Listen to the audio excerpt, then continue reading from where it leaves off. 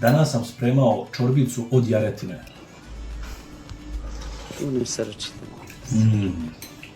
U jednu šerpu stavi šuplje kosti, dodaj vodu, malo bibera u zrnu, lovorov list, posoli i kuvaj dok se lepo ne raskuva. Tom vodom kasnije nalivaš čorbu. Ubaci slobodno ako imaš i peršunovog lista. U drugoj šerpi na masti ili ulju ubaci crni luk, posoli i lepo proprži. Dok se luk prži, popij jedan ledeni kvas i osveži se po ovim vrelim danima. Zatim dodaj u šerpu peršunov koren, posle toga redom celer i na kraju šargarepu. Kada se lepo to prodinsta, ubaciš jaretinu koju si iseckao na kockice sam, jer u mesari uglavnom iseku krupne kocke. Kada se meso zatvorilo, dodaj malo i crnog bibera, onda dinstaš to sve dok jaretina lepo ne smekša, uz povremeno dolivanje vruće vode. Kada je jaretina skoro gotova, procedi vodu od šupli kostiju i dodaj u lonac. Kuvaj tako 10 minuta i začini lepo po ukusu.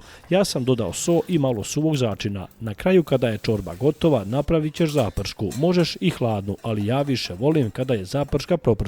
Ja sam na 3 kašike masti dodao 4 ravne kašike brašna. Zapršku sipamo u vrelu čorbu i neprekidno mešamo. Kuvati tako još 10 minuta i jareća čorbica je spremna. Na kraju sipaj peršun pred serviranje i navali. Sačuvaj ovaj recept tako ti se svideo i lajkuj video. Prijatno želim!